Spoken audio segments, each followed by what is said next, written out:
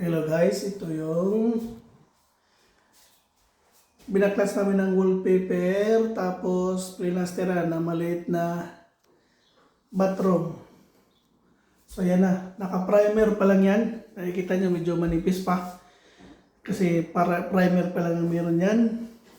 Ang ceiling ay na first coat na yan ceiling. Oops, mas silaw.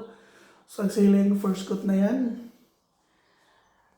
Yan sa Sunday, magkakaroon dito ng open home kasi bibinta ang bahay na to. Ang may-ari ng bahay na to ay isang Pilipino. At ibibinta to ng 600,000 daw. Medyo malaki ang bahay na to guys. 3 bedroom, malalaki. Ano, malalaki yung kwarto. Lumang klaseng bahay.